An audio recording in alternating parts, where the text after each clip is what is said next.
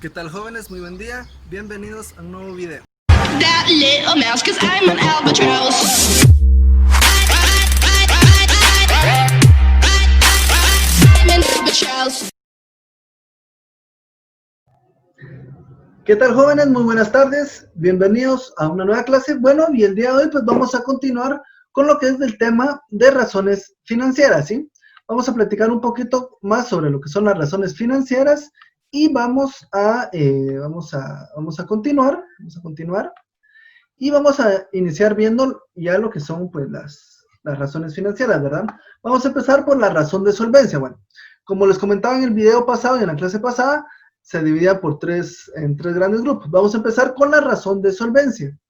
La razón de solvencia, pues, vamos a decir que se refiere a la capacidad de una empresa para cubrir a su vencimiento tanto sus obligaciones a largo plazo como sus costos e intereses, ¿sí? Esta va a servir al usuario para examinar la estructura del capital contable de la entidad de la empresa en términos de la mezcla de sus recursos financieros, ¿sí? Y dentro de lo que son las razones de solvencia, tenemos también otras razones, ¿verdad? Tenemos las razones de apalancamiento y las razones de cobertura, ¿sí? Que son estas y estas que estamos aquí. Bueno, las razones de apalancamiento, pues, son aquellas que nos indican el monto del dinero de terceros que se utilizan para lo que son la generación de utilidades, ¿sí? Y también podemos decir que mide lo que es la proporción del total de activos aportados por los acreedores de la empresa, ¿sí? Y aquí les presento algunas fórmulas para poder determinar estas diferentes razones. Por ejemplo, para las razones de apalancamiento tenemos la deuda de activos totales y la fórmula sería pasivos totales dividido activos totales, ¿sí?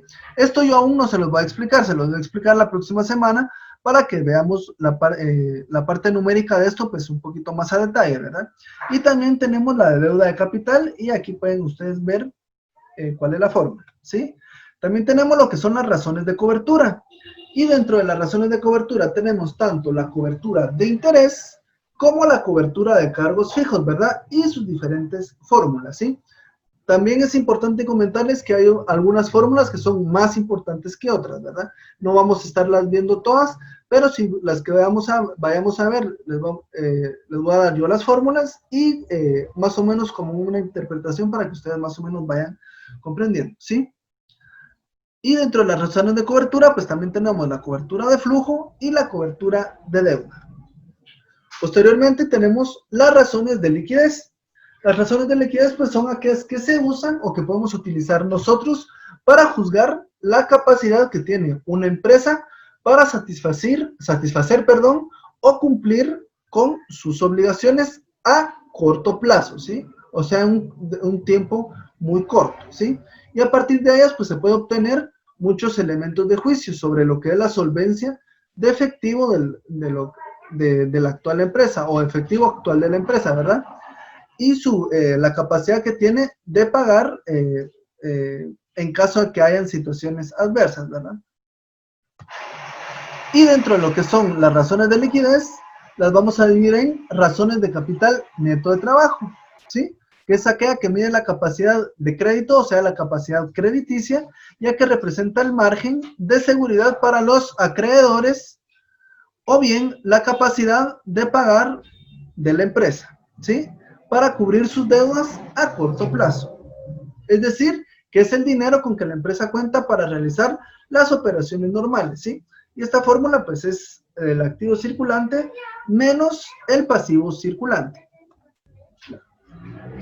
También tenemos lo que es la prueba de liquidez, que es una de las razones más generales y de uso más frecuente. Y esta la vamos a calcular con activo circulante dividido pasivo circulante, que es lo que está acá, ¿verdad? También tenemos la razón rápida o prueba de ácido, que esta razón es la misma que la razón circulante, excepto que no toma en cuenta los inventarios, ¿verdad? Después ya vamos a ver por qué no los toma en cuenta, ¿sí? Y la fórmula, pues, es esta que ven ustedes abajo, en su diapositiva. Y por último tenemos las razones de rentabilidad, que como les indicaba yo en la clase pasada, son aquellas que van a medir la capacidad que tiene la empresa en la que se esté trabajando para lo que es la generación de utilidades, es decir, de lo que son las ganancias, ¿verdad? Estas razones pues van a permitir analizar y evaluar, pues como les decía anteriormente, las ganancias de la empresa con respecto al nivel de ventas, ¿verdad? Y dentro de las razones de rentabilidad tenemos las razones de retorno sobre ingresos, y entre esas tenemos la de margen de utilidad bruta, y su fórmula sería utilidad bruta dividido ventas netas. También tenemos el margen de utilidad operativa, y ahí pueden ver ustedes la fórmula, el margen de utilidad neta, y pues eso sería todo, ¿verdad? Respecto a lo que es las razones financieras, ¿verdad? Las razones financieras respecto a lo que es la razón de rentabilidad, la razón de liquidez y también la razón de solvencia.